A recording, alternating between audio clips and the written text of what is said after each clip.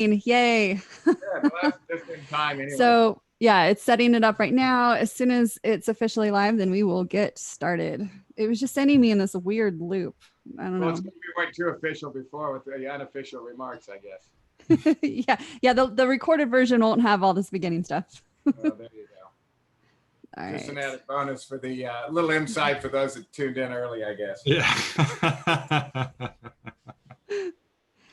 Redirecting to YouTube, and we are live on YouTube. Oh,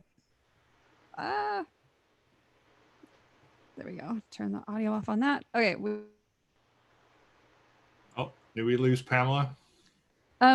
Did we lose me? No, you just froze there for a second. Oh, okay. All right. Well, let's full screen. Let's get started. Welcome everyone to our next webinar. And I'm excited about this one because we have Greg Gorman, which someone I've wanted to meet for quite some time, you know, fangirling about his work. I love it. He's been a legend in our industry. I'm excited to share kind of the history of pictures and BTS that he's done of images, all the way up into recent stuff, working with Rhodolite and how he got into Rhodolite and switched over from being strobes into continuous lighting and how that's affected his work. So yes, welcome Greg Gorman to Rhodolite's webinar series. It's a pleasure to have you. Well, I'm happy to be here. I've been super happy with my lights and super happy with the crew. I think one of the best things and most interesting things about Rhodolite for me is that it's a small mom and pop operation in England. And when I was there, I remember going out to Pinewood at the very beginning. I was already working with the lights for a while, but it was my first opportunity to meet the Rods and family and all the people that work there. But here's this guy sitting in a closet over there, adjusting the calibration on the Neos, which is, you know, your most inexpensive light. And here's this guy in a closet getting the color temperature to be to perfection. And I think that simple statement really sums up, I think, the philosophy and the integrity of the company. I was so impressed. Yeah. So what are you doing? He says, oh, I'm adjusting color balance on the Neos. I thought, wow, impressive. Yeah, back in the day, we had like a really small office, and Ricardo was sitting in a closet doing just that. Yeah. Pretty cool. Oh, by the way, we have Dirk. He's going to be monitoring a lot of the Q&A. So if you're in here listening, be sure to use the Q&A button to answer your questions. That way we can keep track of what's been asked and whatnot. So Dirk, the monitor of questions. The gatekeeper. The gatekeeper. So, but let's start off with an easy question. So tell us a bit about your journey into photography and what really inspired you to be that creative person for your life? Well, you know, I was very lucky. I borrowed a friend's camera back in 1968 to shoot a Jimi Hendrix concert, knowing nothing about photography. And he said, shoot Tri-X, f5.6, 60th of a second, and you'll probably get a picture. And the following morning, we processed the film in his basement turned dark room. And when I saw this image appear miraculously on a white piece of paper, I was pretty well hooked. And from there, I enrolled in a class of photojournalism at the at the University of Kansas. I grew up in Kansas City. I'm 71 years old for fact checking, and went to college at KU and finished my degree in film at USC. But photojournalism really wasn't going to become my journey, but my discovery of the fact that I love the interaction and communication with people was. And graduating from film school, I realized I was way too much of a control freak to basically become a filmmaker because there were too many decisions being made in the final process. And I much preferred the kind of one-on-one communication relationship, so to speak, with a person in my studio. So taking what I learned in film school and then going back to shooting stills was much more my intrigue. And I think, Pamela, one of the interesting things, which has come full circle today, is that when I got out of film school, I did not have the financial resources to afford strobes, which is what I ultimately used throughout the course of my almost 40 years, I would say, with strobes. So I started with 1K quartz lights and 2K softboxes. So I was working with continuous lights when I first got out of college. Oh, wow. One of my earliest album covers with Leon Russell with the wedding album with Leon and Mary Russell, which was shot in the dark ages, was shot with a 2K softbox. Oh, wow. Wow. Your Kind of a history. nutshell of where it started anyway. I'm Well, chatty, so cut me off if I talk too much. okay, noted. No, just kidding. um, but your history of photography, you've captured some of the most iconic images that people don't realize that it was you that took that particular picture. So I want to start off. You have a book coming out, and I'm going to show some pictures of. And on a selfish note, when I first saw some of the images in the book, David Bowie, it gave me chills as I'm a huge fan, and saw his Chicago museum of him before he passed away, and it was absolutely incredible. So while I'm looking up some of the pictures in the files, tell us a bit about this book that's coming out. Well, I published 11 books. This will be number 12, and these are just, solo monographs. And I wanted to do a compilation of my career. My career is kind of twofold because I have the more commercial career, which is working in the entertainment business. And then I have my fine art career, which is shooting my figure studies, my male and female nudes. Well, I published a lot of books of nudes, as you probably can find online. But only three or four actually of the books are collections of celebrities. But I wanted to do one. I wanted to revisit all the images that I shot over the course of close to 50 years. And going back, Pamela, it was kind of fun seeing pictures that I dismissed early on in my career, not this being one of them, but that I found interesting and worthy of note. And also for the first time publishing some color imagery, which I had never done before. This picture was taken, I think, around 1984 in New York. It was like my second or third round with David, third or fourth round, I think. We started in the late 70s. Wow, it just seeing this picture, you pause and you look at it, and there's so much character that comes out of it. And it kind of goes back to what you said in your introduction, where you wanted that one-on-one and you wanted that connection with your subject, and that talent of that really, really shows in these images. Let me pull up a few others that it was just it's like it's show stopping. Oh, this one's a good one. Let me pull this one up. This one is the Michael Jackson of the spider. Okay. Yeah, there we go. Yeah, Michael was a great subject. I worked with him many times, and he was really a terrific person to work with. He was like working with a creative art director, because before Michael and I would do a shoot together, he would call me out of the blue, in fact, 2 weeks out before a photo session, and we would discuss what we were going to do. So when he came in, I had a pretty good understanding. And in this case, with this picture, Pamela, he said, I have these pet tarantulas, and they've just shed their skin. And the skin is exactly like the spider. So we actually gaffer's taped that to the side of his head and shot this picture. Wow, incredible. Now you have done a lot of movie posters, and one that stood out to me was the Tootsie one. And one, I think it comes back to, I grew up, my dad loved this movie, but that says a lot about the book. These images bring back those memories and those feelings of people who really love these iconic stars. Well, Dustin was certainly one of the very first big movie stars that did anything, in drag, actually, that as a female persona. And a couple stories here. I remember one day just coming in after being on the movie as a special photographer. There's a difference. There's a unit photographer that shoots all the pictures during the production. And then there's a special photographer they bring in to shoot the ad art. And I've been working for 5 weeks. And as you can imagine, the ad art, the people that come in to do that get paid a bit more money. And I was coming in from lunch one day in a loft in downtown New York, and Sidney Pollack, the director, was sitting there, and he looked up, he goes, oh my God, Greg, how many weeks have you been on this movie? He says, I know Dustin loves you, but how long have you been working on the movie? I said, well, this is about 5 weeks. He goes, oh man, I can't offer this, have you stay any longer than this, realizing, he says, what if this movie's a flop? And of course, we all know the movie was a big success. And how that picture came about is kind of a secondary fun story, because Dustin was promised a day from Sydney where he got to become famous or do whatever he wanted during the filming of the movie.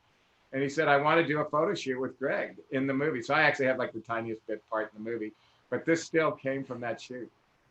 Oh, wow. Incredible. And many of these images in this book, I mean, you just stop and you look at it and you get the emotions and the feelings, and it's an incredible book. When is it available? For those of you in Europe, so for you, Dirk, in Rotterdam, I think it's supposed to be out like mid-July. And in the Mhm. States, like late August, early September, I think late August, maybe. Oh, well, it's inspiring, and I'm really excited to have it on my coffee table. And I should incredible try work. one from you, I'm Greg, super excited. It's a just like big get book. it signed. I'm What'd you say, sorry? Dirk? I said I just should buy it from you directly, so at least to get it signed.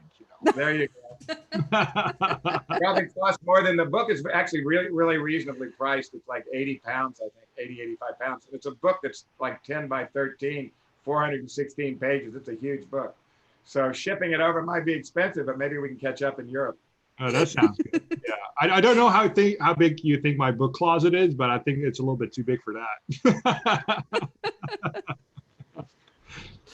No, I'm excited. I'm excited for the book, and it really is a conversation in history of these iconic artists. Old age, It's great. conversation in old age.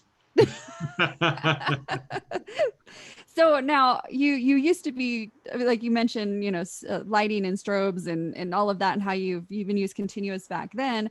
Tell us a little bit about your journey with lighting and how it's changed over the years. Well, I mean, for the work that I did, which was primarily shooting motion picture campaigns and personality portraits, I needed more power. And certainly this was before the days of the LEDs.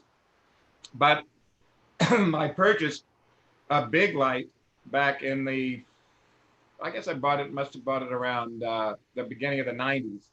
A big airy 6K HMI with a big silk in front of it and a ballast and a big stand. And it was a modest price of $30,000 and ran extremely hot, because it's a tungsten light, HMI daylight balance, and brutal to crank up, stunning light. I mean, you can imagine, just exquisite with a big Fresnel like this. So the light was killer, but not a light you transport around, a light that you had to have 220 power for. So, it was in its day, it had its place. It also was a light that, I was familiar with from working on movie sets. It didn't necessarily become my only go-to light, but became a light that if I had a special shoot, I loved that sense of continuous light, for several reasons, Pamela. One being, with strobes and flash, you miss those intermittent moments because of the flash, the recycle, all of those things. But with a continuous light, you capture those moments in between, which sometimes are the most special moments. Not to mention the most beautiful light coming from much more beautiful light than the slightly cooler, slightly crisper flash. But the flash worked great for me for the movie posters. I can't take that away. Well, absolutely. Absolutely. It's the right tool for the right job at the end of the day. I have some BTS. I'm going to pull up some showing you working with the Innova Pro 2 and a flag. Well, I think we should preface this so you can bring up a picture. I was working up in Canada doing a talk for Vistec back, I don't know what year I started with Road Light, but pretty early on. And I went up, I was, like anything, like any artist, I think you get bored with what you're doing on a continual basis. And this is actually in Norway, in Kristiansand, Norway. I tend to work a lot with single point light sources and additive and subtractive fill. I work a lot with blacks, as you can see here, to basically take light away from the subject. And one of the nice things, this is probably the Innova Pro 2, and is the flexibility of being able to hand hold them, put them on a simple stand. This guy was great. He worked down in the harbor, but he had such a beautiful face, kind of looked like a Kirk Douglas, kind of a little bit.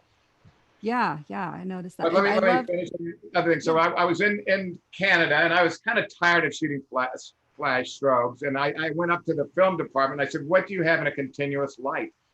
And they said, "Well, that has great skin tones, because a lot of the LEDs, as you know, have really brutal skin tones and not enough power and just aren't that interesting, and are not necessarily the right shape. The octagonal shape is great for a catch light."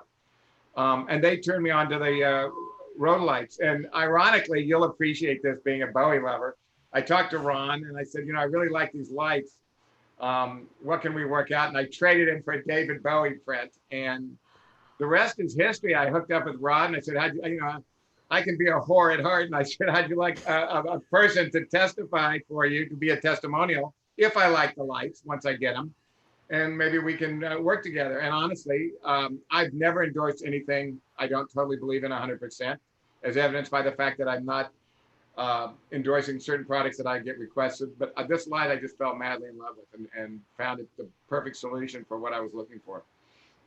Oh, wow. No, I love it. I love But it hearing didn't the have to be a stories. whore. I could be honest. I found a product that I just fell in love with, and with the family as well.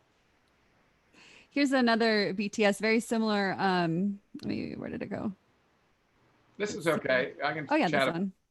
Huh? Yeah, this I can one. talk about Again, this. yeah. This is one of the really beautiful things about continuous light and about working with rhodolite. I think the fact that you have the ability to adjust the color temperature to match the scene. If you can see this, this is a cold scene. This is also in Norway. And I've got basically, it's hard to tell by this because this is behind the scenes, Pamela. Mhm. But as you can tell, the bulk of the light in this photograph is coming from outside. But the way whoever shot the behind the scenes thing took this picture, he's exposing more for the shadow detail. But if you were not to have this rhodolite on this gentleman, that shadow side would be totally black. So basically, I'm able to adjust the color temperature and open up the shadows. Not to this degree. Obviously, in my final picture of this, it's a much softer shadow, but you have detail there. It's beautiful. Here's another behind the scenes, but I also have the image from that, and this is, and I love the lighting. I love the BTS of this one. This With is the fun. light.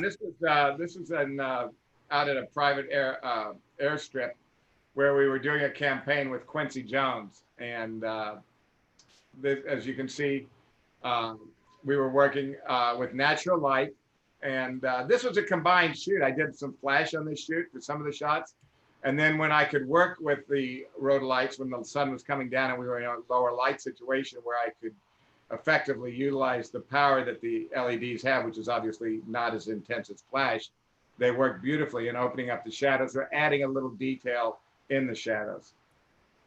Let's see. Let me find one of the final products of that, and right here. Yep. Yeah, absolutely gorgeous. Utilizing the natural and then adding in. Oh, yeah, that and light is basically the natural light is lighting him in this picture, actually, so that people aren't confused. The main, you can use your mouse. Mm-hmm.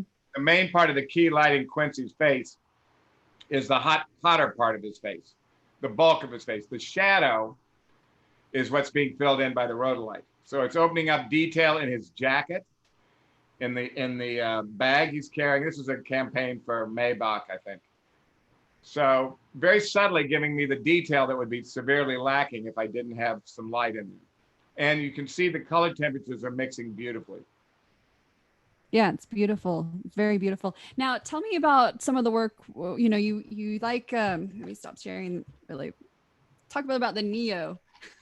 How do you utilize Neo that? is probably in some ways the most useful light because of its size and because of its power. And I think one of the tricks with that is you always want to buy that little hand grip because that's so. Oh my gosh.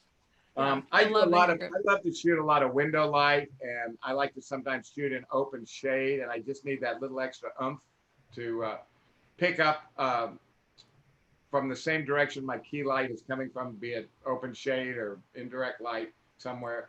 And that's just the ultimate in fill light for me. And even if I'm traveling and I want to do some portraits on the road simply, I can travel with one of those and pretty well have have what I need, the little match that I need for daylight and artificial fill. No, I love it. That's a great little light. Tool. It's a tool with all the little things it has. And yeah, it's always in my little kit that I travel with. That's for sure. Nice.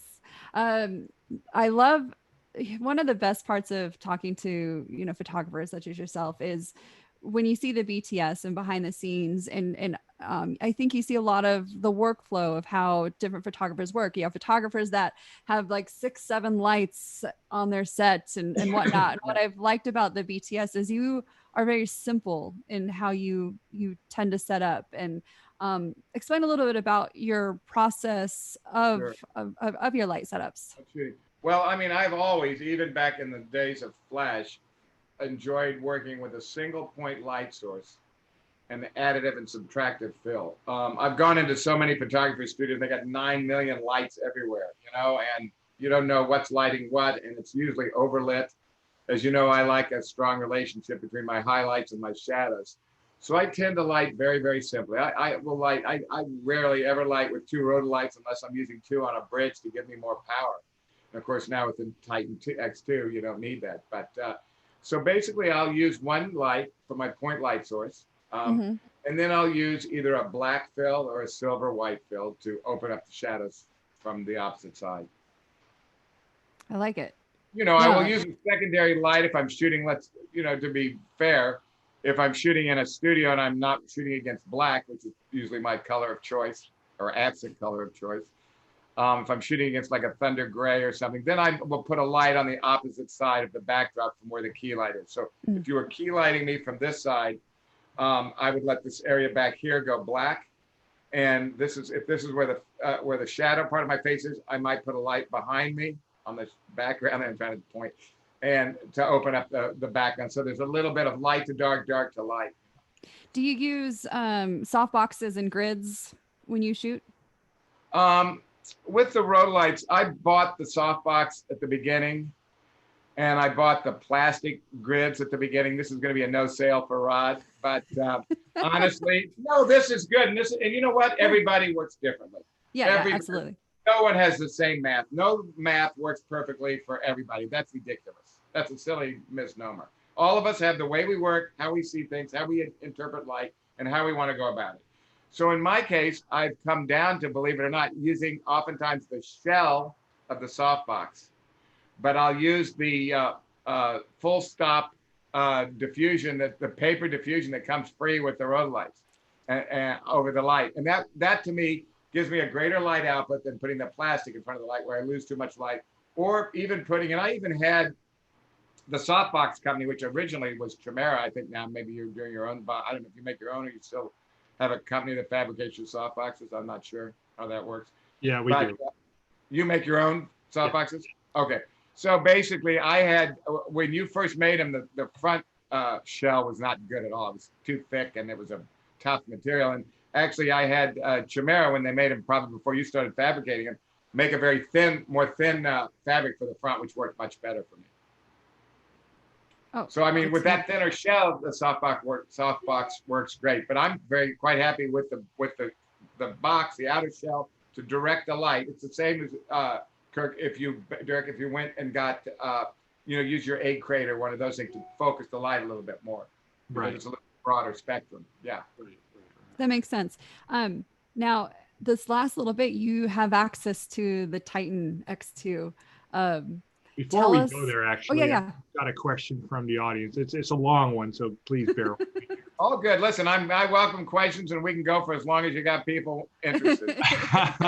All right. Well, this one's from Daniel Campbell, and he's asking, well, I shoot catalog fashion for online and want to know how I can use the 2A Skit and an Nova 1 Pro. How can I get overall light on the body at f8 or fill on main and 5 points using f5.6 or f8 on fill and use the other light to light my background. I need to use 86-inch umbrella, but it doesn't seem to work well. Any suggestions? Yeah, it wouldn't work well because it's a continuous light, and like with most continuous light, they have a tremendous fall off. My suggestion would be to go to the Titan X2. Later, Pamela can probably show you some pictures I took recently. I've only, because of it's definitely needed, the quarantine with the coronavirus, I have only done, sadly, a couple of shoots with the Titan. I did one for a little spot for them when I was in London last year. But I did one in my studio just recently while I was teaching a virtual course for the School of Visual Arts in New York, and we used the light. But I would say that with the lights that you have there, putting them into an umbrella is an impossibility. I can't even tell you that that's ever going to work, because I'm going to tell you it's not going to work. You're going to be at way too high of a ISO. I shoot the lights. We haven't discussed that. I generally shoot the ANOVA for people at around 3,200. As most of you that are familiar with my work, I shoot a lot of things in close, and I don't generally want a lot of fall off. I want pretty good depth of field. So I'm usually at 3,200 ISO at 160th of a second at f8. So that's basically where I'm at with the ANOVA Pro 2. The AOS, a little less powerful, but a wonderful light for location because of the hand grips and because of the flexibility. My suggestion to you would be to either work with a couple of ANOVA Pro 2s, one on top of the other, to try to get a full length shot lit. It's difficult. I mean, I can't tell you that that's going to be your best lighting solution. Your best lighting solution, ironically, would be to get the X2. As a matter of fact, after my first shoot in my studio with that light, I called Rod and had him send me the bar with a little ball on the top so I could put the light vertically. Because if you can see the light behind her, she's actually got it on that bar. Maybe later you can show that. Sure, we can talk about the light a little. I can talk a little bit about the light more specifically. But this light's extraordinary. And I don't know if he's offering the deal. He's offered some friends of mine, but he offered a smoking deal for this light, considering it's just been announced. And it's an extraordinary light for the studio. It is not a location light, but it's a fantastic light for the studio. And this would definitely solve your problems for shooting full-length shots, and especially with the strobe feature if you're shooting movement with your fashion. But in terms of getting a fully lit picture in a vertical situation, my answer is as long as your question, you would be able to shoot most likely at, I don't know what shutter speeds you like to shoot at. Maybe you can pipe that one in there. And of course, if you're shooting with the strobe feature, you wouldn't have to worry about it. You should be able to get easily an f8 with that box. Get ready for this one. At about 2,500, 1,600 with the softbox at half power. So that'll tell you how much power was out of that. We were shooting half power just because it was so bright. And that the thing about the X2 is you have your typical LED lights that you see on the lights that you probably have now. And what you can do is, with a simple dial in the amount of diffusion. It's the wildest thing you've ever seen. It turns into a softbox with a simple dial control. So you can dial your power up and down with a lot of power. And taking the light that's behind Pamela's head there on the left, that's the X2, the Titan X2. That bar that you see, that little kind of arched bar that's in the back of the light, you can turn the light vertically. That would solve your problems with no issues. Yeah, no, it's incredible light for photographers. Try the light somewhere first and see what you think. I don't want to sell anybody anything that they hadn't had a chance to experience, because although I'm a dead hard believer in the lights, I suggest you see them for yourselves and try them out. Right. Well, he's saying strongly considering the Titan, as I thought it would do this for me. I appreciate you. Thank you. Sure. If he has other questions, he's welcome to email you or email me, and I'm happy to talk to him about it. Where is he located, Dirk? I don't know. I can't see, unfortunately. Okay. Daniel, where are you located? I'm sorry? I was just asking Daniel.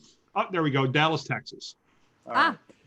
All right. Yeah, so we have Nelco Media. Nelco. Nelco. In Dallas, Texas, and they can arrange a demo for you whenever you want. I just think that because everybody works differently, there's no one size fits all. You should try it out. But I think that this could probably solve your problems beautifully and give you a stunning light and offer you a lot of opportunities. I want Pamela to show you later the pictures that I did in my studio, because they're pretty tight. I sent you some that are pulled back. I've got some that are 3/4 length anyway that you can see. And I put the light in one position. And once I figured out, we haven't talked about that. If you want me to give maybe some more tips and techniques, we can talk about some stuff. But basically, I always start. This is a young actor friend of mine, James Paxton. That's a single light. Look at the detail in the jacket. There's no Photoshop. I've never touched these pictures. I had no time. Pamela called me last night and asked me if I had any other examples beyond the little 4-shot that I had put together, that I did retouch his head off his face and a couple moles off the chest, you'll see. But these pictures have not been touched. This is straight out of the camera. Just look at the skin tone. Look at the detail in that jacket. I mean, it's extraordinary. There's no fill on this. This is a single light. And this is one where I'm not even using a little bounce fill, because I kind of sometimes like on shooting guys a little bit of shadow above the eye, the hoodedness. I would on a gala pull my reflector up to give a little more bounce light, but I like the way the light's falling off. And so when I start a shoot, Pamela, I always start with the light right over the center focal point of the camera, and I get at the same eye level with the person, and I look at their face, and I'll turn them to the left, I'll turn them to the right, and I try to figure out what I want to play up in the highlights, play down in the shadows. I look for things like a smaller eye, a curve to the nose, a better jawline, a leaner side of the face, a fuller side of the face, an older side of the face, a younger side of the face. There's a million elements that go into this. It's 100 years of experience, as you can imagine.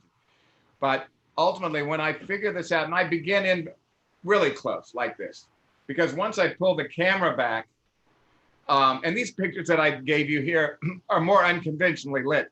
They're, I think, a little more modern than a picture that's fully lit with perfect fill in the face. I think they're a little more editorial, but I love the feeling of these and I just love the light. Here you see, with the slower shutter speed, you see a little movement in the hair, because he was moving when I took this. But I still think it's a strong picture. So once I figure out how I'm going to shoot a person, Pamela, then I basically set the light, and that's where the light stays. When I pull the camera back, I don't move the light. All of the pictures you're seeing on James, the light is in one position. It has never moved. The entire series of pictures I sent you, the light has never moved. Beautiful. Like you mentioned before, the detail in these shots. I love the skin tones a lot. Yeah. And let's talk for a minute, Pamela. Maybe some of the people that have tuned in are interested possibly in how I determine how to get the best skin tones. Yes, yes. And that was a challenge to figure out what worked best for me. And so what worked best for me, and I was doing everything with my Sony A7R III until I found the new love of my life, which we can talk about in a little bit, my new favorite camera in the world, which is the Fuji GFX 100. I put the camera at a color balance. I set it in Kelvin. I set it at 5,600. And I set my road lights at 5,600. And that seems to give me the magic number to give me great skin tones. Those are not, like I said, those are not adjusted. He has a fair complexion. That's exactly, the skin tones are just dead on. And that's great with an LED. Yeah, now talk about that a little bit, because I think a lot of our viewers setting your being able to set the color temperature on both the being able to set that color temperature on both the camera and the light. Yeah, let's talk a little bit about that. For those of you that are not familiar, and maybe I'm not saying this in a demeaning or negative way, but are not as sophisticated in terms of how you choose color balance. A lot of you probably shoot average white balance. Some of you probably shoot indoor, outdoor, tungsten, fluorescent. You have a specific setting. Well, you have to understand one thing. Those are all very, very generic settings, and they work great. If that's what works for you, that's awesome. But one of the stunning features, going back to the first iteration of the Nova and the Neo even, these lights afford you the capabilities of setting your color temperature from somewhere as low as in the mid-20s up to 6,300 or somewhere in there on the smaller lights. And with the Titan now, I think you can go up to about 10,000 or something like that. What is the Titan? Titan's 10,000. Greater color range. So I think it's always a good idea to match your color temperature with your camera if you're shooting in a controlled environment. If you're shooting, with more ambient light that's more amber, you may want to adjust accordingly, or you adjust your lights accordingly. But this is a thing you work out trial and error. But the Titan is such a extraordinary light, between having the ability not only to adjust your color temperature to where you want to see it, but a ridiculous range of I don't know what the bottom end is, 2,300, 3,200, what is the? 2,500. 2,500 to all the way to 10,000 if you want to go really cold. It's pretty unbelievable. And then you have you can see the three little knobs behind Pamela's head, the three little red knobs. So one of them controls the color temperature, which you can adjust. The light is very simple. It seems very complex. It's not at all. It's got a fantastic user interface. It's not difficult. I mean, an idiot can figure this light out. I mean, that's one of the beautiful things about the light. It's very simple. You got basically three major controls. And you've got another control that controls the softbox. The softbox will be indicated on how bright you want the light, how sharp you want the light. You can get a very sharp light out of this, which is extraordinary, for a fixed light. My strobes I worked with, I always worked with, are breezes, which actually has a focusable tube, so that in my umbrellas I can get a very sharp pinpoint light. Well, it's not dissimilar from this, especially if you put the little egg crate softbox in front of this. You can sharpen this light up and get a very specific sharpness. And that's why I like to turn the light vertically.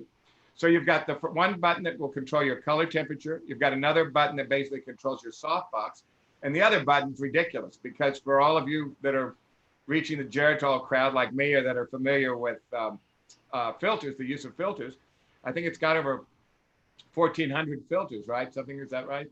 Yeah, it's over 1,400 plus filters on there. All of your filters from all the filter companies that you pay dearly for when you were shooting film. In the old days, when I used to shoot film, and I was shooting, let's say, Ektachrome, even with some of the Fuji, I would test a batch of film. I'd buy 250 rolls of film at a time, and I would run a color test. And I was shooting with an 81A and anywhere from a 2.5 to 5 magenta to get the skin tones where I wanted them.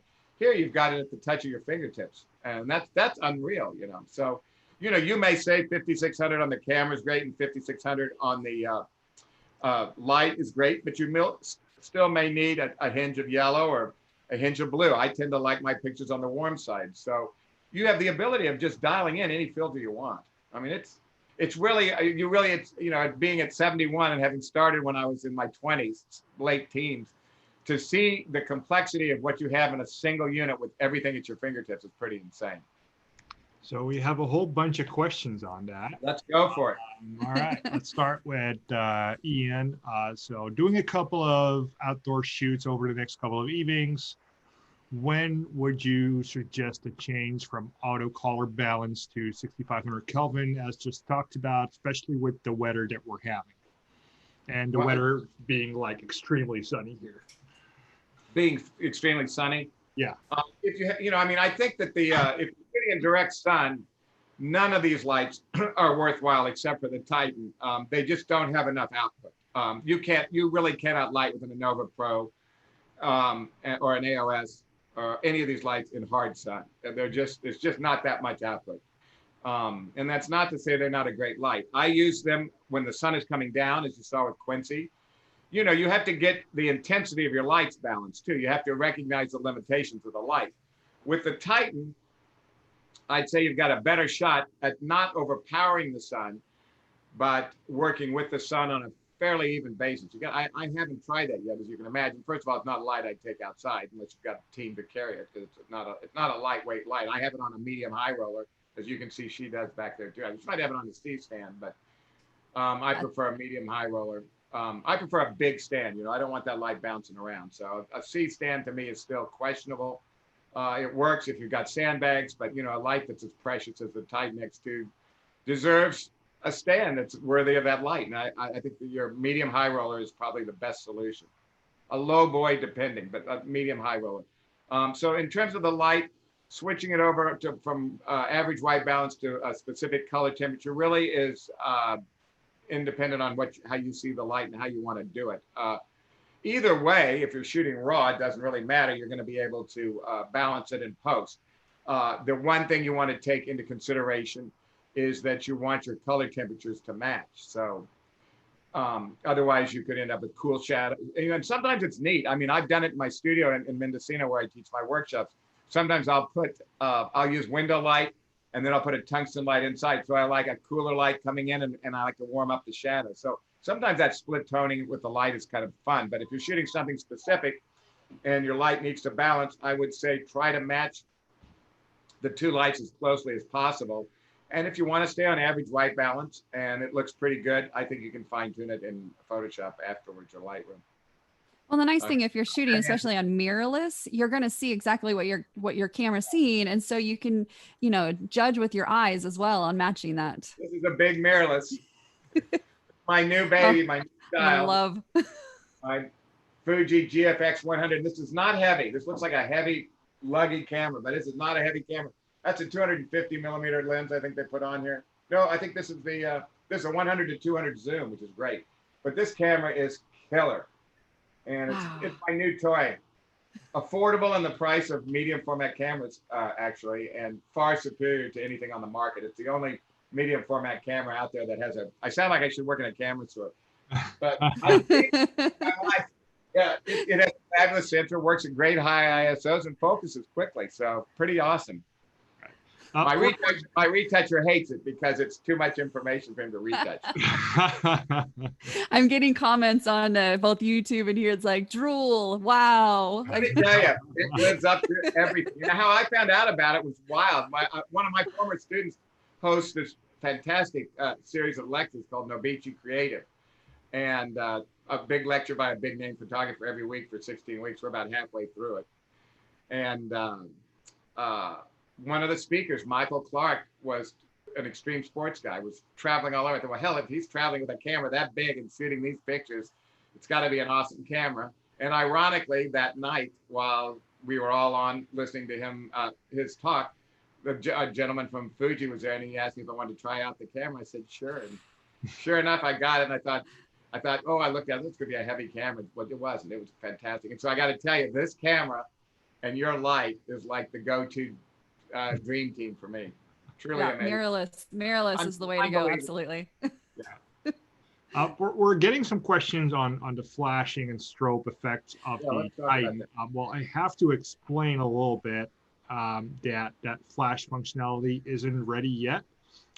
So we're releasing the Lumen radio update for the light, hopefully early next week, which means that you can actually control the light over like an Apple device over Lumiere. So you can control like special effects, color temperature, colors, whatever you want to control.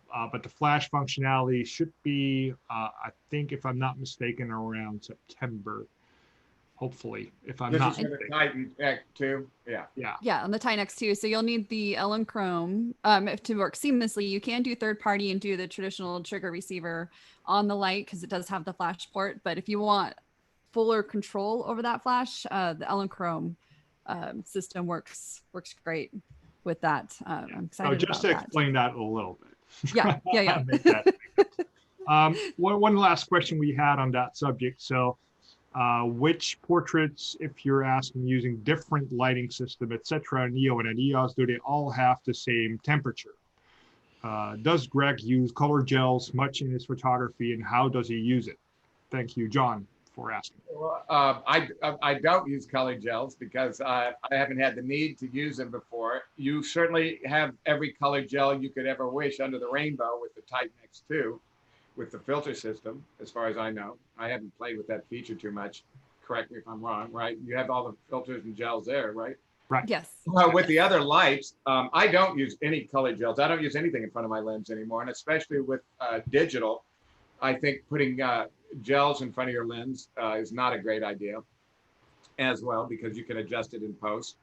I have a couple of my friends that teach with me when I'm doing my workshops in Mendo. They don't even want a skylight filter in front of their glass because digital is so precise. So I don't use gels, but should you wish to use them, you have them in the Titan X2, and you certainly can control color temperature if you want to go warmer or colder with their other lights.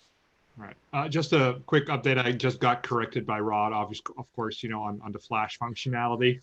Hey, Rod. It will be released in July. I'm kind of giddy about that one. No, that's just great news. Make sure everybody's on the same page. That's great news. We have some more questions, it looks like. Do we have? No, I think they we're can good. ask questions on anything, Pamela. It doesn't have to be, I'm sitting here selling a bill of goods on the lights I believe in, but they can ask questions on whatever they like. And one of the things I've always loved about Rod is when I taught for him in London and stuff, he said, don't talk so much about the lights. I just want you to talk about your career and what you do. So if people have other questions, we don't have to sit here and praise these lights. We know the lights are pretty damn good, but so they can ask questions on whatever they like. It's totally cool. I think we've covered the light. Yeah. I'm gonna show a couple more of those pictures from your recent shoot that you had. I think that might be fun because You can see that that's a single light. That's with the light. I didn't have the bar then. This is all with that light in the horizontal position. Nothing in front of the light. A set of barn doors on the light. This is just a softbox. Softbox is dialed in at about 50%. The softbox. So you've got basically two controls on the power of this light. Obviously, you've got the softbox, and then you've got the power of how much you want the light to be up or down. So the softbox is in at probably almost full power, but the power of the light's at about 50% actually. This is probably a little bit. And then if you go back to that picture. Oh, go back to, okay, where this one. Comment on little tips and techniques. If you look underneath his eye, you see a secondary catch light. Mm-hmm. You see the lower catch light. Yeah. I use the Westcott arm. I use a small 32-ounce silver reflector to bounce a little bit more light up into the eyes. You just give them a little bit more spark. And you want to be careful how you angle it so it doesn't light under the neck, so you keep a good jawline, but that just gives a little bit more spark in the eyes. I was gonna share another picture that that also this one. Yeah, this one. Yeah, these are just, these are definitely more random pictures for me. They're not like what you call your clean cut, straightforward portraits, but I think that they're powerful, and I think it really shows the light. I mean, and the gentleman that was asking me about full length portraiture, I mean, if you go to the bottom of like where the zipper or the crotch is, you've got detail, really good detail all the way down. And even when you see the actual capture, none of these have been adjusted. I haven't opened up shadows or done anything. These are straight out of the camera. You can see how great the detail's pretty strong. And he's bouncing, he's dancing while I'm shooting these. He's not holding still. And these are only at 160th. So should you choose to go to a higher shutter speed, obviously you're going to freeze and have even more, freeze the picture more and have even greater detail. Oh, gorgeous. And like you said, they're not traditional, but they stop you in your tracks when you're looking at them because you're just drawn into them. And it's just the way he looks, the way his eyes, the way it's lit, everything about it is, I love it. I love it very much. I got a question actually from an anonymous. I love the name. Can you talk about your first experience with a camera at the Jimi Hendrix concert a bit more? Wink. Not really. You should have dialed in a little bit earlier for that. I've dialed in. One of the stories I'll tell, it's a funny story. It's okay. I mean, we're all adults here, I think. That was in the hippie days, the late 60s. And so when I shot the pictures, I shot them, as I mentioned, per my friend, it was a buddy of mine I used to go hunting and fishing with. He said, shoot Tri-X, shoot it at a 60th of a second at f5.6 and you'll have an image. And when the images were coming up in the tray and I was seeing this picture of Jimi Hendrix coming up, I wasn't sure if it was soft because I was shooting at a 60th of a second or I'd smoked too much pot that night. So that should answer your question. But honestly, I was sitting in the third row in Kansas City knowing, I didn't know any, I didn't be like, picking up a camera for the first time. It's kind of like today, and I never mean this to be insulting to the millennials, but when I did an interview the other day for the book, I said, I'm going to take the book, when I started editing, I had 160 boxes of pictures of transparencies and negatives and proof contact sheets to look through. And I said, I set up upstairs in my bedroom at my desk up there because it overlooked the city and it was better than being kind of hosed down into the room where you're seeing me now, my office. I said I took my light box and my contact sheets and a grease pencil and my slide pages. I said something I think millennials would have never heard of any of those things because it's such a different world today with digital. Everything is immediate, right in front of your face and controls at your fingertips. I'm grateful that I had that opportunity of working all those years with all. I mean, God, we used to get the rolls of film back and you'd have to cut up the transparencies and put them in the slide pages and then grease mark your selects. And then when you'd get ready, especially for what I did for a living for so many years, working with celebrities, we'd have to make 8x10 prints and then they'd choose what they liked. Then they'd have to go to the retoucher. They'd get marked up and scratched on and cleaned up. And then they'd go back to be rephotographed. So you're losing a generation from the original. Then it comes back. And then it still has to be rephotographed for your 8x10s to be made. So it's a crazy process. And today, everything is first generation because it's coming right off the original file all the time. There was one image I wanted to share earlier that in your book that I saw, the Elton John. I shot this in his home in the south of France. This is him actually standing in front of a painting in his home. I believe it's an Eric Fischl painting. I've worked with Elton for many years. I'm on his board of advisors for his AIDS Foundation, and he's a big lover of photography, big collector. Yeah, just capturing that personality. I'm excited for this book and going back full circle from the beginning of it. But he hates being photographed. It's funny. I can't imagine too many people actually like being photographed, but I think that's what you make them so comfortable, and you feel them through the images. Right. Well, at least talking about people wanting to photograph you. I mean, we have in the Q&A we have Will Wong saying, "Is this the most smiley host of the HQ on Instagram? Would love to photograph her. Sorry, Greg." Sorry. I missed the first part. I couldn't quite Oh, understand. sorry. So we had Will Wong asking, "Is this the most smiley host from the HQ on Instagram? I would love to photograph her. Sorry, Greg." Well, that's okay. I wouldn't want to photograph me either. No reason to shoot it. Oh man, well, we're getting close to an hour, so we'll start wrapping up a bit. Man, there's so much that we could cover about your work and what you teach in your classes that you've taught many over the years. What is the biggest advice that you give in all your classes that seems to resonate with your attendees? Well, I mean, I really try to teach people to see and understand light and how to best communicate with the talent in front of their lens. I mean, I think that those are the two primary takeaways for someone that wants to be involved in portraiture photography. And figure study, it's dealing obviously with shape, form, and balance. But all three of those techniques apply as well in portraiture photography. Now that goes along with we actually have a question. Sorry, I'm taking over your job. All right. That goes with it. What tips would you give to put the subject at ease in your photography? Drugs and alcohol. Oh, you're my kind of guy, really. No, but honestly, before my shoot, most of my shoots in the days when I had my studios and stuff, I always had an in-house chef, and we always broke bread with the subjects.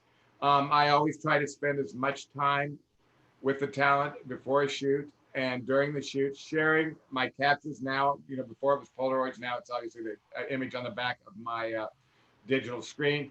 I basically share my vision with the talent. I want to have them, I want to be able to win their trust and confidence so that they realize I'm playing for their team. I think it's one of the reasons in the early days I never did a hell of a lot of editorial, because most magazines wanted those askew pictures, those pictures kind of slightly off. But I always felt that the time invested by the talent alongside me was just as valuable as my talent in terms of taking a picture. Absolutely. Should I do this question, Pamela? Or yes, sorry. Go for it. No, yeah, I just felt it was going along with what I was saying. Answer anything. I mean, well, be careful what you ask for, Greg. There you go. That's okay. I'm fair game. It's okay with you, Dirk. Go for it, Dirk. All right. So who have you not photographed yet, and who would you like to, past and present? Well, I've always wanted to do a book on Brigitte Bardot. As a young boy, I was always enthralled with her movies and everything, and always wanted to photograph her. And I've tried to get her to do it. I wanted to follow her around for a couple of weeks and just do it. And I'm not really a documentary photographer, and just record her life, because now she lives kind of mostly in the south of France, I think between Paris and south of France, and she's just kind of not been that all in consumed with her appearance and upkeep like everybody in California, where they all look like miracles of modern science. And I just thought that would be a wonderful opportunity. She was someone that I really would love to have photographed. Past, that's a good question. So too many to think about it. We've lost so many legends, but I've been fortunate enough to have gotten a few of the great ones. So awesome. Yes, and we appreciate you sharing them. It's such a wonderful education in our history of who's been able to grace our lives. I love it. Well, with that, we can go ahead and close out, and I appreciate you taking the time out of your day and sharing your talent. your enthusiasm, and I know passion can be an overused word, but you're definitely the definition of passion in our industry. Well, you're very kind. Very nice to meet you electronically, hopefully face to face with all of you one day. And Yes. if there's other questions or things you need, you can direct them my way. I'm happy to help. I appreciate it. All right. Big All hi right, to well, Rod, both the Rods, and Rebecca, and everybody. thank you. Thank you so much. Thank you, everybody, for coming and attending. And stay tuned. We have more webinars planned in the near future. Yeah, we should do one again with you, Greg, when you release your book finally. That would be awesome. Yes. That'd be great. I'd be happy to anytime. I'd be more than happy. I'm so appreciative of working with you guys, and I love the lights so much. It's like it's a no-brainer. All right, sounds good. All right. Thanks again. I'm going to sign off then. Take care. All I'm right. going to go. Thanks. Bye. Thank All you. right. Well, thank you.